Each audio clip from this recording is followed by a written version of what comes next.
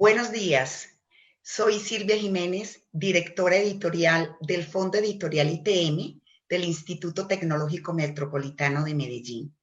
Agradecemos a la Asociación de Editoriales Universitarias de Colombia, ASEUC, por ser el enlace para esta participación por primera vez en la 11ª Feria del Libro de Manizales, cuyo lema este año es Leer nos mueve. Agradecerles también a los organizadores de esta feria que esperamos tenga todo el éxito esperado. Agradecerles también a la amable audiencia que hoy se conecta con nosotros, esperando sea de su agrado esta conversación que tendremos hoy. En esta oportunidad me complace muchísimo presentar al autor de la obra, La dimensión internacional en la Guerra de la Independencia de Colombia, 1814-1824. Potencias, capitalistas y mercenarios transatlánticos, de John Alejandro Ricaurte Cartagena.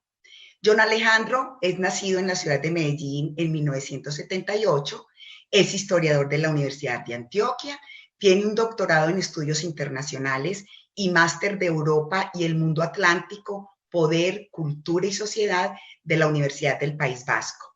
Se desenvuelve como investigador, historiador y analista de política internacional. Ha trabajado el fenómeno de la migración transatlántica, en especial la diáspora vasca y la presencia de extranjeros en Antioquia y América Latina. También ha investigado sobre el proceso de independencia hispanoamericano, enfocado en la resistencia realista, la presencia de mercenarios y la dimensión internacional, en cuanto a la ayuda y la financiación de las guerras de emancipación. Fue ganador del premio Andrés de Irujo a la investigación sobre la presencia vasca en el exterior por parte del gobierno vasco en 2010 y del premio IDEA a la investigación histórica de Antioquia en 2017. Es autor también de diferentes libros, como por ejemplo Vasco-Navarros en Antioquia, 1890-1970, una aproximación a la historia de inmigrantes, religiosos y exiliados. También del libro Los vascos en Antioquia durante el reinado de los Austrias, 1510-1700, y también entre ellos otro, Hasta los gallinazos tienen rey, en el 2018, publicado por el IDEA. Bueno, con el autor entonces estará Daniel Ramírez Mejía, comunicador de la Universidad Católica Luis Amigó, con énfasis en comunicación, educación y ciberlenguajes. Es máster en innovación y miembro correspondiente de la Academia Antioqueña de Historia. Ha trabajado en la Alcaldía de Medellín, en la Biblioteca Piloto, en el Instituto de Cultura y Patrimonio de Antioquia, en la Universidad de Antioquia, en el Museo Etnográfico Miguel Ángel Builes, en el Salón Málaga, un salón muy importante de la ciudad de Medellín. Como vemos, se ha movido mucho dentro del mundo de la cultura. Ha sido también asesor cultural y ha sido invitado a diferentes programas de radio y televisión de diferentes cadenas como Caracol, Teleantioquia, Telemedellín, Cosmovisión, etcétera. Bueno, como ve entonces la audiencia, de verdad que tenemos dos personas muy interesantes que nos van a hablar precisamente del libro, reitero, La dimensión internacional en la guerra de la independencia de Colombia entre 1814 y 1824. Brevemente, solamente decirles que el libro trata precisamente del proceso de emancipación de Colombia, que tuvo un componente internacional y que muy poco se habla de ello, un componente internacional muy determinante, ¿cierto? Que realmente en esa dimensión la historia poco se ha ahondado como en ese tema.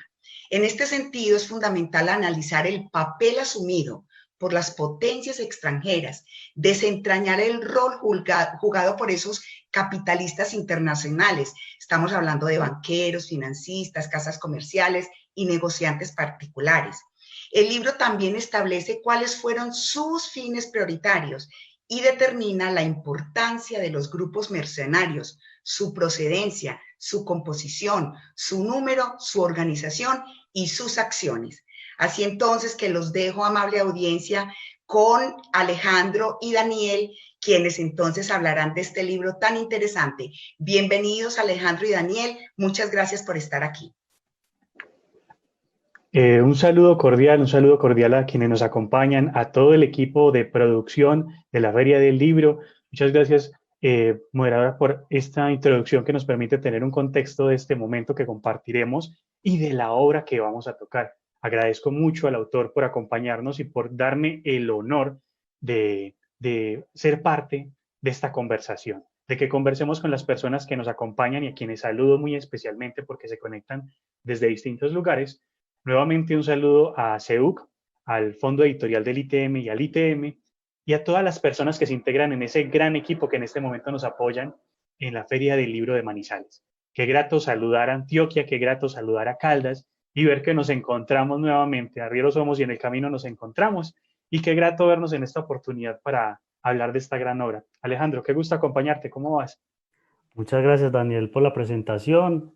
A todos les agradezco mucho por la presencia, por la invitación en esta importante feria de Manizales, a los organizadores de la feria de Manizales, al Fondo Editorial ITM y a la Asociación de Editores Universitarios de Colombia, ACEU. Muchas gracias, Daniel. ¿Qué tal? Bueno, continuamos entonces para aprovechar este tiempo para que podamos interactuar con quienes nos van acompañando. Quiero contarles que estamos acá hoy por esta obra, un libro que sin duda trae una nueva visión de la independencia, un contexto muy interesante, una investigación no solo profunda, sino amena para el lector. Vamos a hablar precisamente de la dimensión de lo internacional en la Guerra de Independencia de Colombia. Vamos a tener un marco de referencia entre 1814, 1824 y vamos a entender una cantidad de actores que no se han tenido en cuenta en otras revisiones y en otros documentos. Vamos a hablar un poco y conocer del autor de primera mano esa información que da esta investigación. En lo personal, admiro y conozco el trabajo de Alejandro desde hace varios años. He tenido la oportunidad de aprender de sus obras, de hasta los gallinazos tienen rey, vascos en Antioquia durante el reinado de los Austrias, y me ha dado una cosmovisión de nuestro contexto histórico como nación en el mundo. Teniendo en cuenta entonces esta temporalidad en la que hablaremos, teniendo en cuenta las obras que previamente nos ha presentado el autor, qué gusto ver esta nueva obra que llega hasta nosotros y que tenemos la oportunidad de conocer y compartir para entender la independencia de otra manera. Vamos entrando pues como en materia, Alejandro, una vez en una entrevista escuché que mencionabas que nadie gana una guerra sin armas, sin capital y sin brazos. Háblanos un poquito de eso, a qué hacías referencia?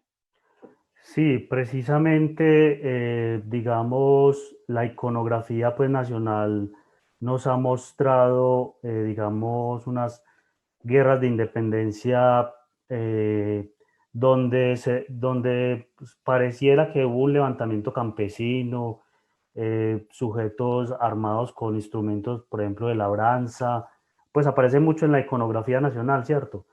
Entonces, la pregunta era, ¿cómo es posible derrotar a un ejército disciplinado, numeroso, y que ganaba batallas, digamos, en Europa, como el ejército español, como un grupo de personas que simplemente se levantan contra un régimen, contra una, digamos, un gobierno en desaprobación, cómo se levantan y logran ganar batallas en las guerras de independencia, ¿cierto? Un grupo de campesinos que supuestamente se habían levantado.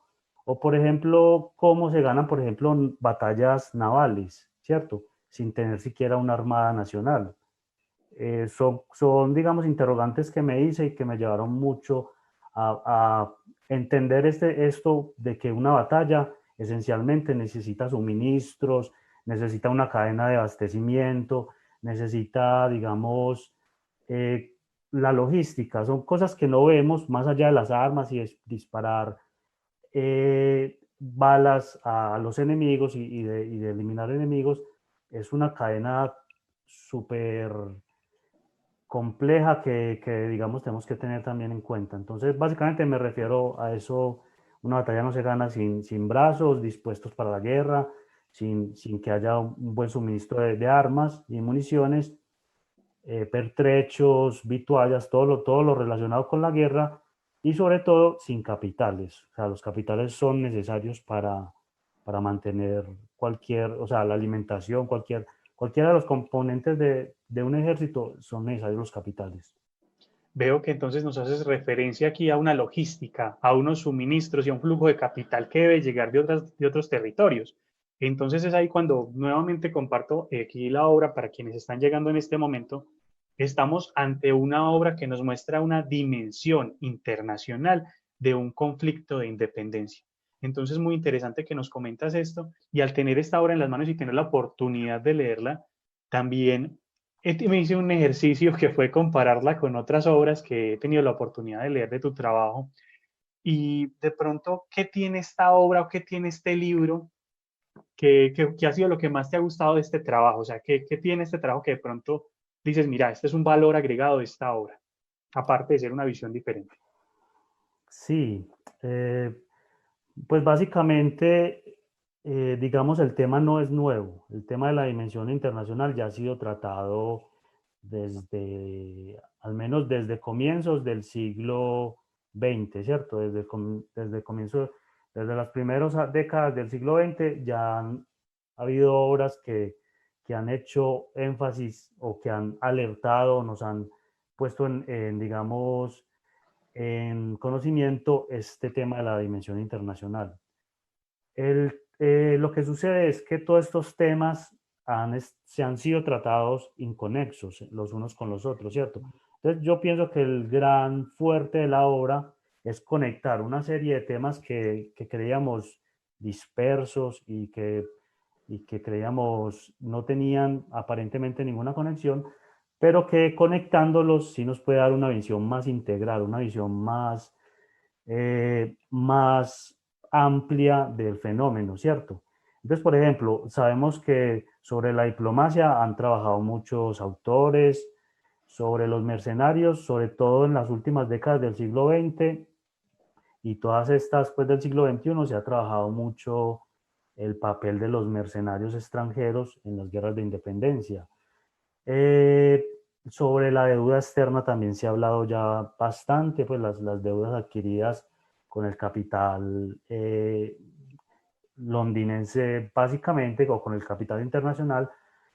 ¿Qué otros temas? El tema de, digamos, eh, bueno, todos estos temas internacionales se han tratado por grandes subtemas, ¿cierto?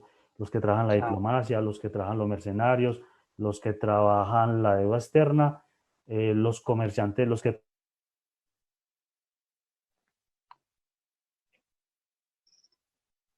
Listo. Entonces, como nos menciona el autor, efectivamente estamos ante una obra que, si bien entendemos cuando hay un trabajan conflicto o una situación, vemos que en oportunidades se toman los actores por separados, o sea, que se toma un hecho como si fuera solamente en Colombia, pero vemos que efectivamente hay unos actores internacionales que toman, digámoslo, un papel importante en todo esto. Como nos mencionas, Alejandro, qué interesante ver precisamente todos esos personajes, esos actores y esas potencias que iremos hablando, que te vamos a conversar y que se conectan en esta obra, ¿cierto? También hay algo muy interesante, uno de los capítulos que me llama mucho la atención, cuando hablamos un poco de esas relaciones internacionales. Hay varios capítulos que nos hacen mención de esas relaciones internacionales y nos cuentan un poco eso que nos mencionabas, y es que existen, se podrían llamar unas misiones diplomáticas para conseguir recursos, o sea, es decir, de aquí, de Argentina, de Venezuela, de Colombia, mandaban personas a hacer lobby a Inglaterra, a Londres, llamémoslo a Londres por la configuración territorial de ese entonces, y digamos que ahí empiezan unas relaciones internacionales, pero también empieza una deuda. Ahí empieza Colombia a adquirir una deuda externa, y miremos entonces, hablamos un poquito de esas misiones diplomáticas que buscaban ir a conseguir recursos en lugares que teníamos, por ejemplo, en Alemania, en Londres, donde se iba a buscar plata y soldados. ¿Cómo es eso? Sí, bueno, básicamente, digamos, cuando el imperio español cae o entra en crisis, ese gran vacío de poder que se generó y al establecer, digamos, esa soberanía que estaba por ahí esparcida o estaba regada, digamos, que había recaído sobre los pueblos y que los pueblos habían decidido organizar juntas de gobierno para ser representantes, digamos, de esos pactos, de esos derechos adquiridos consuetudinariamente.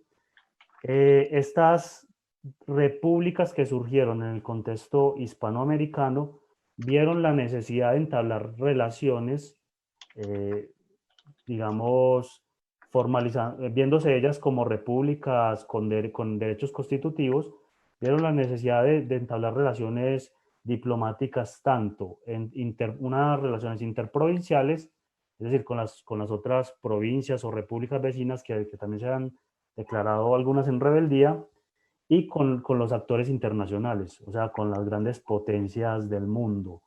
Entonces, una primera misión que muchos pierden de vista es la misión que realizó el hermano de Bolívar, precisamente en 1811, cuando Caracas es la primera, digamos, ciudad que se declara independiente en todo el contexto suramericano.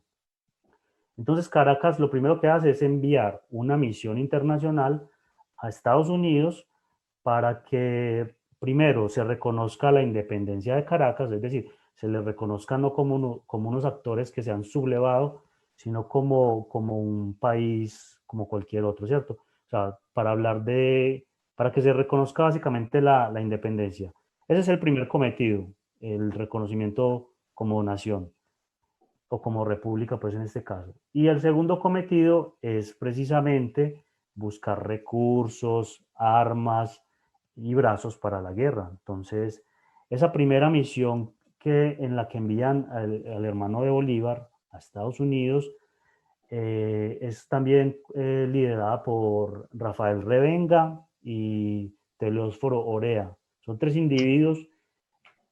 Algo que se me olvidó mencionar es que muchas veces estas misiones van con poderes plenipotenciarios, ¿cierto? Es decir, son representantes plenos de las repúblicas que les dieron, digamos, ese voto de confianza. Entonces pueden entablar negocios de alto nivel, pueden digamos, comprometer las arcas de la nación, por decirlo de alguna forma, en la compra de armas y en el establecimiento de negocios con estos comerciantes. Ah, ya. Excelente entender eso y precisamente como te decía, lo abordas en varios capítulos que podemos encontrar.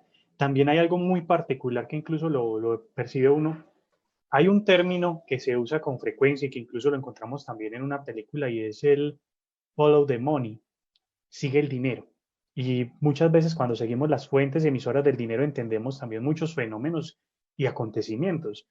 En este capítulo donde nos mencionas de los prestamistas y los comerciantes extranjeros, es decir, el capítulo donde se habla de financiación internacional en el libro, vemos una cantidad de empréstitos, vemos una cantidad de capitales, vemos una cantidad de personas que invierten dinero en esto.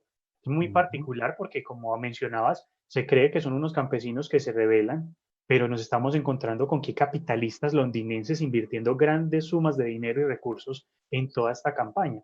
Cuéntanos un poquito de esos prestamistas, de toda esa financiación.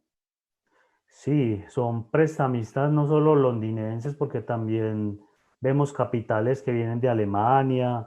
Hemos seguido en ese ejercicio de Follow the Money, hemos seguido capitales provenientes hasta de Suecia, de Prusia, pues de las Antillas, por supuesto. Bueno, las Antillas, muchas bajo el control británico, obviamente, pero también las Antillas, por ejemplo, Curazao, por ejemplo, una isla sueca de San Bartolomé, que también fue un enclave para la venta de armas.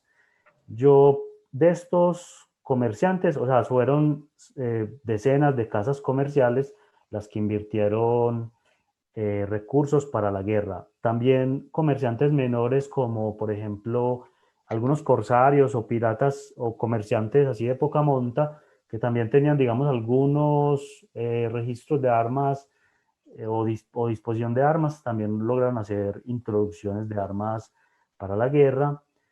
Pero centrémonos en los actores principales. Yo, por ejemplo, mencionaría tres, digamos, abastecedores o proveedores para el ejército colombiano de gran importancia. Bueno, dos de ellos los conocemos bastante. No, creo que los tres son muy bien conocidos. El primero es Luis Brión. Él es de Curazao, o sea, súbdito de Holanda. Entonces, Brión prestó sus servicios desde inicios desde inicios de la crisis. O sea, el primero que prestó sus servicios fue a la República de Cartagena, ¿cierto? abasteciéndole con armas, con municiones, con vituallas, con toda clase de pertrechos.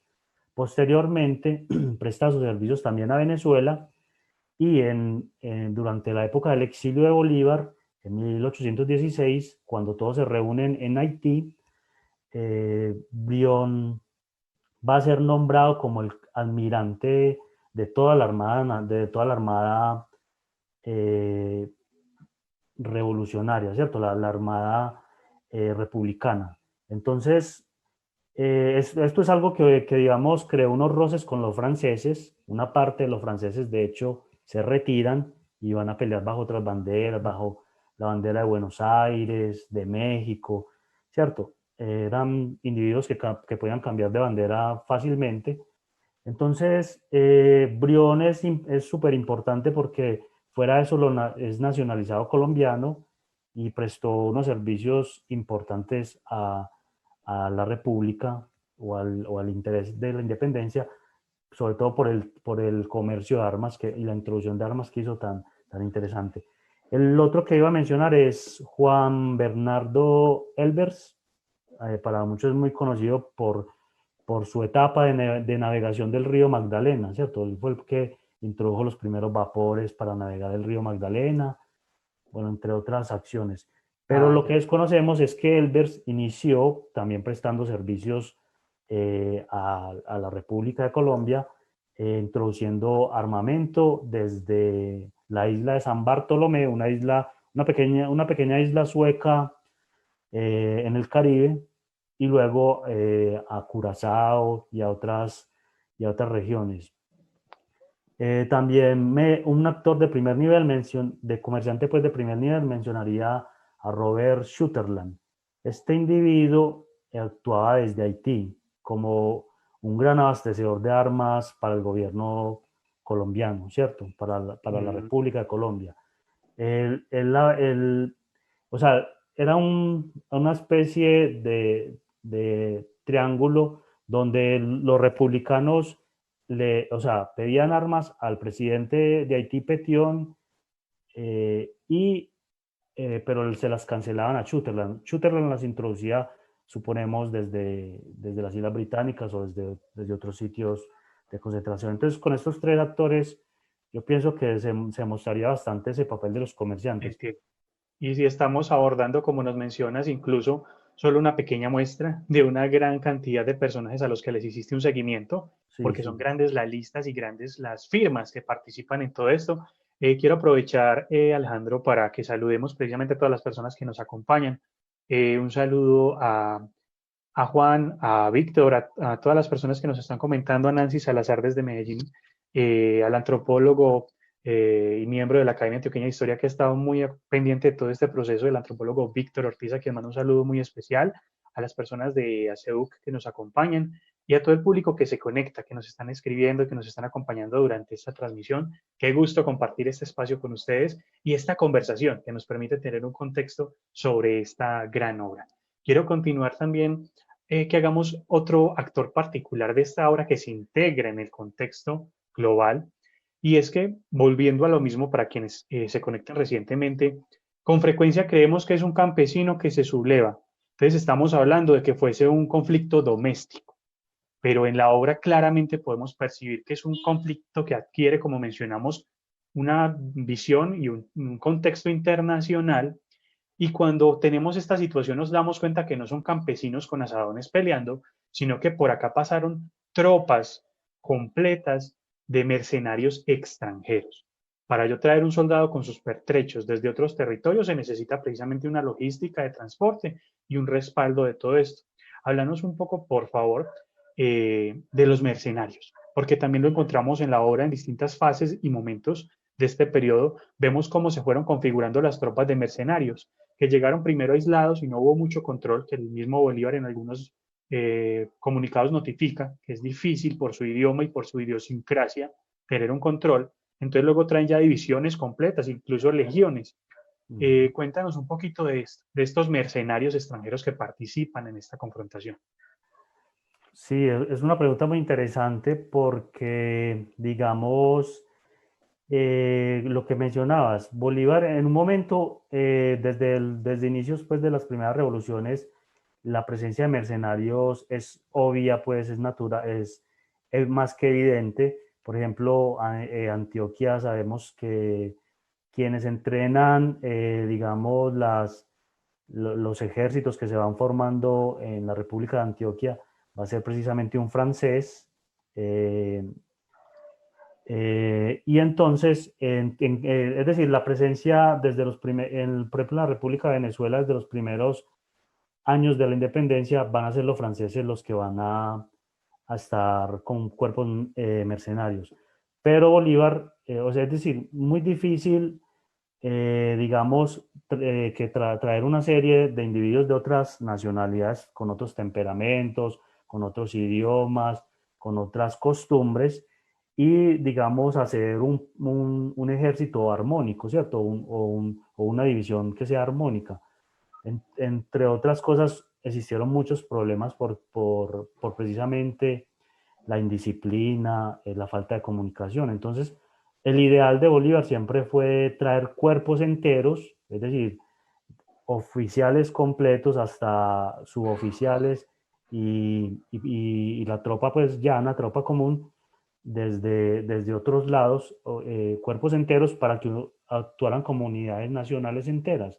Entonces, gracias a eso y sobre todo gracias al papel de los agentes que se instalaron en otros gobiernos, por ejemplo en Bruselas, en Dublín, en Londres, en las ciudades ansiáticas, o sea, o la Liga Ansiática, pues, alemanas, como Hamburgo, Baden, Hessen, inclusive en Prusia vemos a varios prusianos, como por ejemplo el coronel Strenovich, es un prusiano que reclutó en Amberes, digamos, todas estas tropas de soldados que habían quedado desempleados con las guerras napoleónicas. Tener un soldado prusiano en el ejército es sinónimo hoy de tener un cuerpo de élite, ¿cierto? Peleando para una guerra, porque el ejército prusiano es referente, digamos, en Europa en cuanto a disciplina y táctica militar. Entonces, gracias a estas redes se logran traer cuerpos nacionales. Básicamente, conocemos la Legión Británica, la Legión Irlandesa y la Legión Hanoveriana, ¿cierto? Y otros cuerpos menores como los husares alemanes. Bueno, en estas unidades, digamos, nacionales se enrolan sujetos de todas las nacionalidades pues, europeas, italianos, polacos, personas de habla alemán, franceses, por supuesto, españoles también, digamos, en contra del absolutismo monárquico y más de pensamiento, digamos, liberal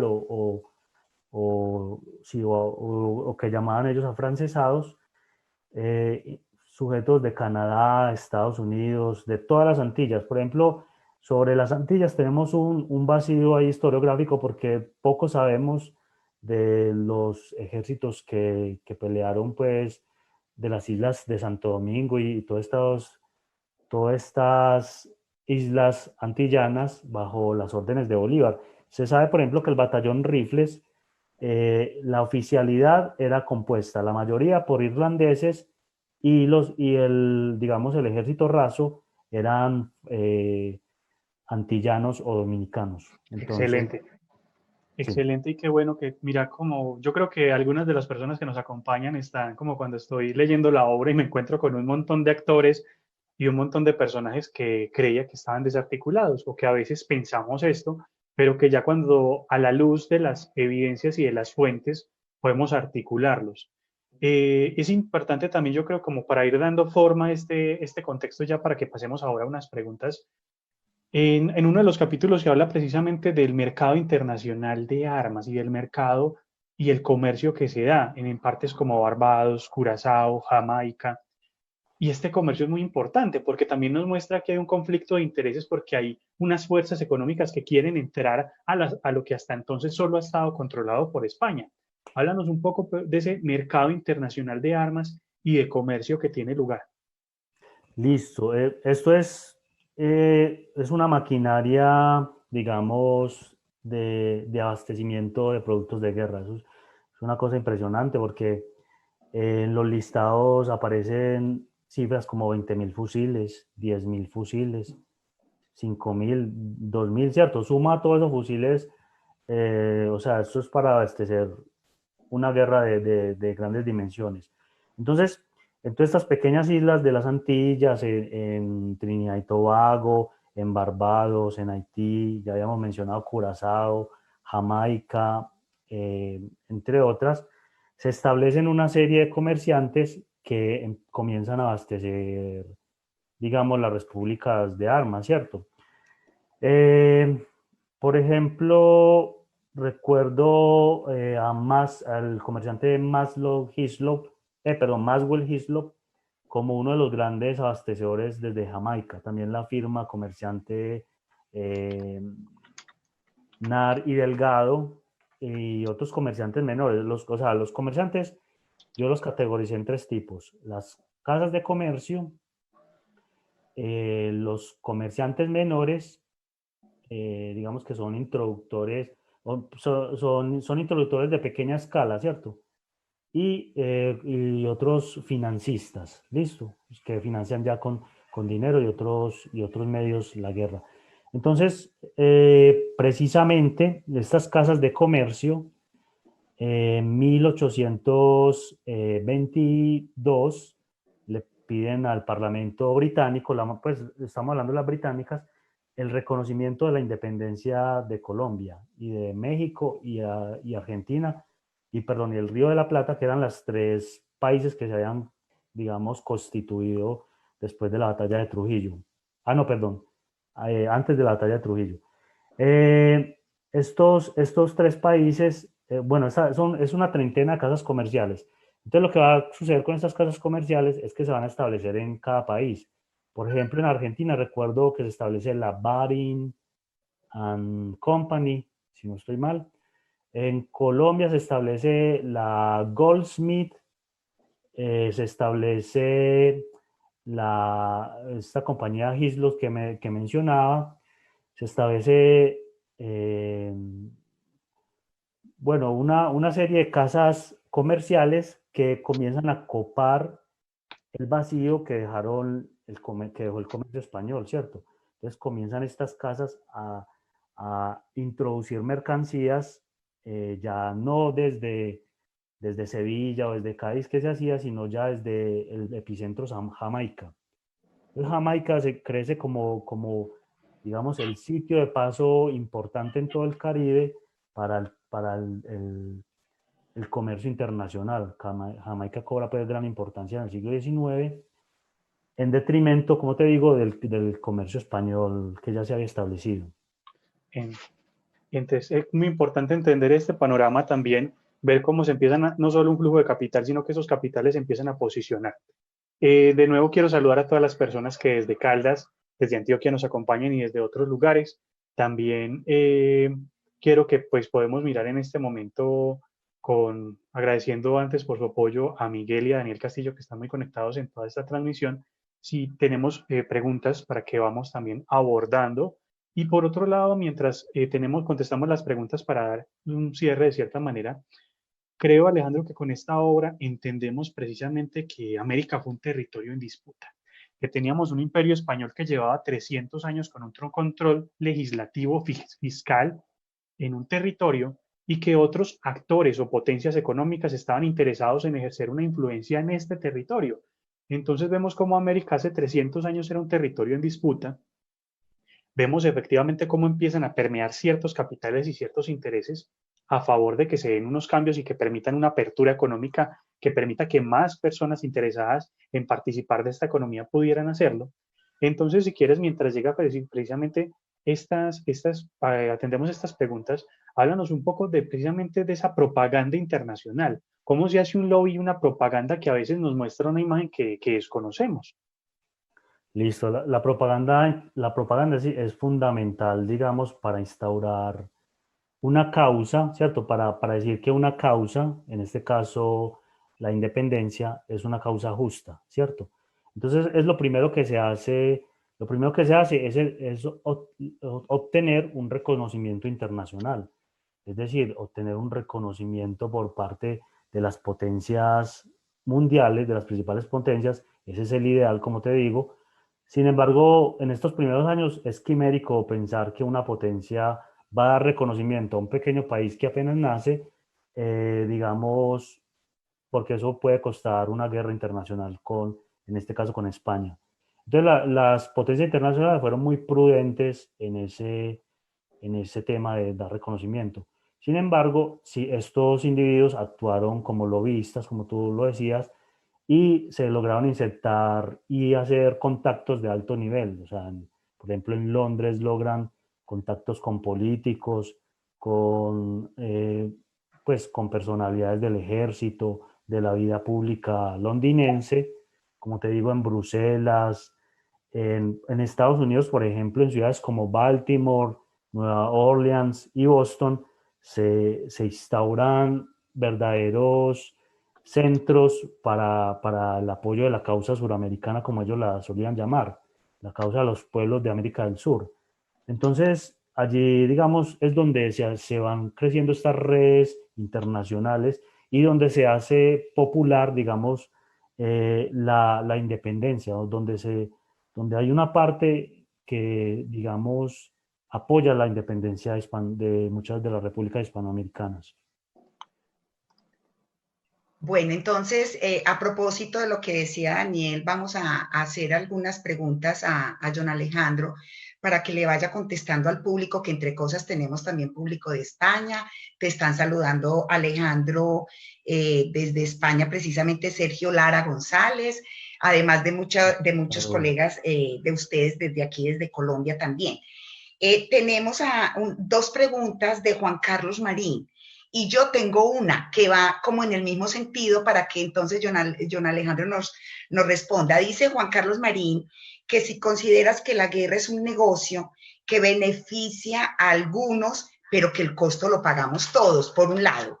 Por el otro, que tiene que ver con lo mismo, él dice, las guerras entonces nos han dejado endeudados.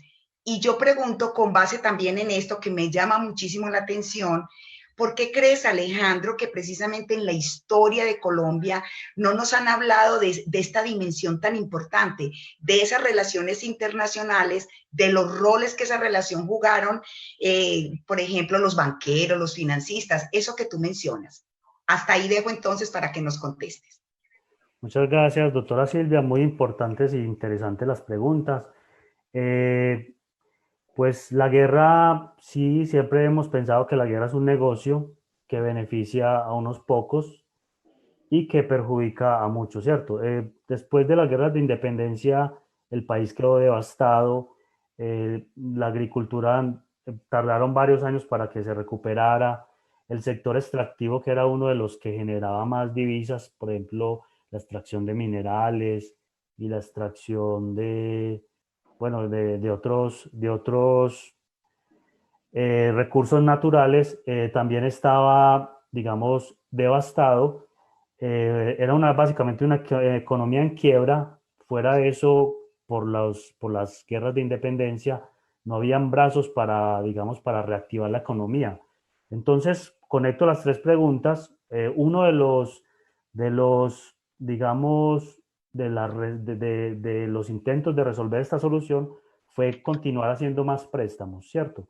Entonces tenemos el préstamo que hizo Francisco Antonio Sea con la casa comercial La Goldsmith, un empréstito con Londres, y luego otro empréstito que hizo, creo que este fue por 2 millones de libras esterlinas. Se supone que este dinero era para pagar, digamos, todas estas pequeñas deudas que había contraído el Estado con todos estos particulares para pagar a los soldados, digamos, los sueldos que se le debían y que parte de ella iba a ayudar para reactivar toda la economía que estaba devastada. O sea, duramos con la economía en crisis muchos años, pero para acabar de ajustar tuvimos que pagar una deuda externa que duramos 100 años para terminar de pagarle, por ejemplo, esta deuda a Gran Bretaña. Entonces, básicamente, pues eso conecta esas tres preguntas. La guerra genera muchos capitales y muchas deudas y deterioran mucho la economía. Y se suelen mover unos individuos, suelen salir y suelen instalarse otros individuos. Sí. Alejandro, nos mencionaba la doctora Silvia también para que redondeemos y ya vamos terminando por el tiempo que tenemos, porque a veces, ¿verdad?, no se nos habla de este contexto. ¿Es que acaso los autores beben de las mismas fuentes, digámoslo, o porque a veces estamos con una historiografía como tan rígida que se centra solamente en las mismas fuentes?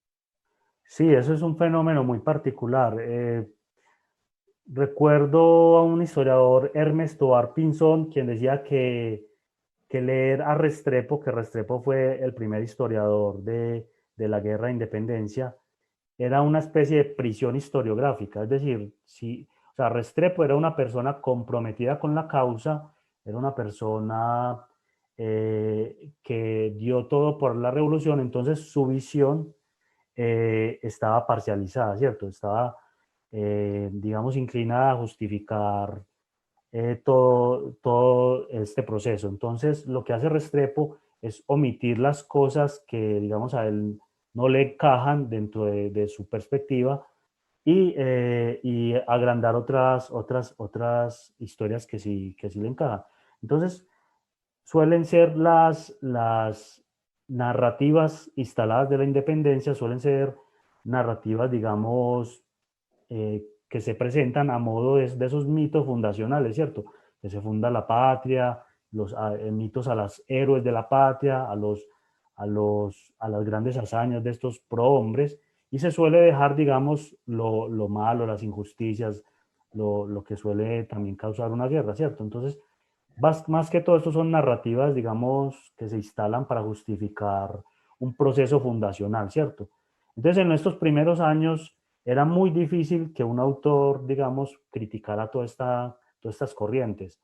Pues en los primeros años era prácticamente un delito hablar mal de la República, ¿cierto? Entonces, se fueron generando una serie de fuentes y como decías, aquello que no encuadraba o no encaja en el proceso se fue dejando aparte. Ahora pues que ya tenemos 200 años de independencia, un poco más, podemos, digamos, con una mirada más reflexiva, ya mirar esas otras fuentes y mirar como que esas cosas que no encajan en el discurso, ¿cierto? O sea, si había, digamos, tanto patriotismo, porque las deserciones masivas, lo que decíamos al inicio de la iconografía, ¿por qué nos presentan esa iconografía tan patriótica y heroica, sabiendo que las fuentes nos cuentan cómo fue Muchas en gracias. realidad? Muchas gracias, Alejandro, por este contexto ya para darle lugar al cierre de la doctora Silvia. Gracias por todo este contexto, gracias por esta información que incluso en algunas obras como Los Gallinazos, hasta los gallinazos tienen rey, vemos efectivamente distintos bandos y entendemos el contexto de ambos bandos, los que estaban a favor y los que estaban en contra. Quiero también invitar a las personas a que visiten el catálogo del Fondo Editorial de el ITM, donde podrán encontrar esta obra disponible y también que pueden seguir al autor en redes sociales, en Facebook y en YouTube como Alejandro Ricaurte, historiador. Le doy paso a la doctora Silvia para que nos cierre este contexto y muchas gracias por este espacio de conversación. No, muchísimas gracias, Daniel. Pues por aquí tenemos algunas otras preguntas, Alejandro. Precisamente pregunta María Victoria Jiménez que si lograste identificar en tu investigación si hubo financiación por parte de los españoles contrarios a la corona española a esta causa libertadora. Sí, por supuesto. Reconozco varios individuos, entre ellos me parece Francisco Renovales, quien prometió reclutar un ejército de españoles, digamos, para pelear contra los mismos españoles, pero contra la monarquía. En realidad era contra la monarquía de los Borbones. Todos recordamos en México, por ejemplo, a Francisco Javier Mina, que fue fue un navarro que se vino con todo, o sea, que preparó un ejército desde España y lo trajo para luchar en México también contra el absolutismo monárquico. También en el caso de Colombia, recuerdo a José de la Sarda, de origen catalán, que también vino para pelear por la independencia. Entonces, claro, también los liberales españoles o los afrancesados o los que, digamos, quieren el cambio de sistema, y no solo españoles europeos, sino también españoles americanos, financian la independencia de muchas maneras. Muchas familias colombianas, neogranadinas, también van a financiar la independencia. La misma familia de Bolívar se sabe que otorgó de su propio péculo dineros para financiar la independencia. Es correcta la afirmación. Ok, gracias. Aquí pregunta Alejandro Pérez Ortiz, si tu obra, ¿qué lugar ocupa en la historiografía sobre la independencia? Bueno, pues yo la incluiría dentro del revisionismo histórico, ¿cierto? O sea, volver a revisar las fuentes y mirar o las teorías o las corrientes que ya se han propuesto y mirar qué nuevos avances también se tienen, pero también la incluiría dentro de las relaciones internacionales, ¿cierto? O sea, la metodología fue también basado en las relaciones internacionales, mirar en este caso qué actores internacionales intervinieron en este proceso. Por decirlo de alguna forma, nosotros sabíamos que habían unos factores internacionales, ¿cierto?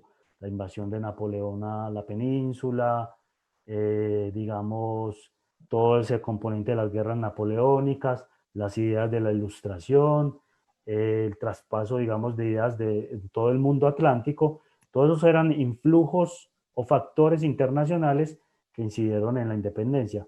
Pero ahora vamos a conocer esos actores internacionales, ¿cierto? Esas ya no ideas, cosas abstractas, sino personas eh, eh, que nos llevan pues como también a que este proceso tuviera un buen fin. En ese sentido, también escribiría la obra dentro de ese marco de las relaciones internacionales. Bueno, tenemos también aquí varios comentarios de felicitaciones, Alejandro, y Muchas gracias. dice Víctor Ortiz que hoy con este lanzamiento quedamos antojados de más, que si habrá de pronto alguna invitación a un conversatorio, a una conferencia y convida al Centro Cultural Universitario Rogelio Salmona precisamente para invitar a otros académicos y hacer una nueva sesión. Pues qué bueno, cosa que me alegra Bueno, muchísimo. Y también desde aquí, desde Medellín, lo podemos hacer, Alejandro. Inclusive también en el marco de la Fiesta del Libro y la Cultura de Medellín, podemos también organizar otra sesión. Felicitan también a Daniel, entonces, Daniel, por esa maravillosa entrevista, de verdad, qué rico que les haya gustado pues a todos nuestros oyentes acompañarnos hoy un domingo a las 10 de la mañana, tampoco es nada fácil, de verdad, muchísimas gracias a todos. A ver, yo miro todos felicitando, Juan Carlos Marín, qué excelente entrevista, Luis Eduardo Quintero, Jimmy Andrei Duarte, Carolina Castañeda, Nancy Salazar. Bueno, tuvimos muchos oyentes, qué maravilla, y mucha gente que nos está viendo y que se han mantenido. Lo que le decíamos al comienzo de esta presentación, esta es una de las muchas bondades que tiene la virtualidad, poder llegar a más personas, a más gente, a cualquier país del mundo realmente, y que se conozcan estas obras maravillosas. Esto es una de las muchas bendiciones, diría yo, o facilidades que nos da la virtualidad. A ver, yo veo, pues aquí hasta el momento no aparecen más preguntas, no sé, Daniel, de pronto si tienes algo más. Doctora, pues agradecerle a usted, agradecerle al apoyo a todo el equipo de la universidad, agradecerle a los organizadores de Feria del Libro de Manizales, y quiero también una mención muy especial también a todas las personas que se conectan y nos han acompañado todo este tiempo, muy particular, agradecer los comentarios precisamente de Sergio Lara González, que está desde España siguiendo la transmisión, también de Juan Moreno Aguiar, quien nos acompaña desde Ceuta, en España. Entonces vemos, como dice la doctora Silvia, que tenemos personas y que qué tan valioso que una obra de carácter y de dimensiones internacionales conecte a públicos internacionales y nos permita hacer una lectura tan interesante de la obra, del contexto y de la historia de la independencia, que era lo que queríamos hacer en esta mañana. Así es, También quiero dar las gracias a la doctora Silvia pues, por la oportunidad de presentarnos aquí en la Feria del Libro de Manizales, a los organizadores de la feria, a Daniel, muchas gracias por la excelente entrevista y los acertados comentarios, a todos los que se conectaron, muchas gracias por el apoyo y por seguirnos. La propuesta me pareció genial, pues yo estoy dispuesto cuando quieran hablar de estos temas, cuando me lo soliciten, voy a estar atento y lo muchas organizaremos. gracias. Lo organizaremos, John Alejandro, claro que sí. Y que bueno, ahí les queda también entonces a la Feria del Libro de Manizales también la sugerencia que les están haciendo. Qué bueno. Por supuesto. Bueno, entonces ya para terminar también de parte del Fondo Editorial ITM, agradecerles a todos ustedes que se mantuvieron en esta entrevista tan entretenida, interesante y donde realmente aprendimos. Invitarlos entonces que consulten nuestro catálogo. Basta con que ingresen a catálogo.itm.edu.co y ahí encuentran pues todas nuestras publicaciones y particularmente de la que hablamos precisamente hoy. Y si la quieren, si desean adquirirla, también puede ser a través de nuestro catálogo y se les hará llegar a la dirección que ustedes consideren entonces. Muchísimas gracias, John Alejandro. Muchísimas gracias, Daniel. Muchas gracias a la organización de la Feria del Libro de Manizales. Excelente espacio, de verdad. Quedamos también antojados de seguirlos acompañando en próximas ferias y de verdad invitarlos que sea como dice el lema precisamente de esta feria, que es leer nos mueve, que los hayamos movido para que consigan el libro, terminen de verdad de leerlo en toda su dimensión y poder aprender un poquito más desde esta perspectiva que nos presenta John Alejandro. Bueno, muchísimas gracias, que acaben de tener muy buen domingo. Muchas gracias. Igualmente. Hasta luego.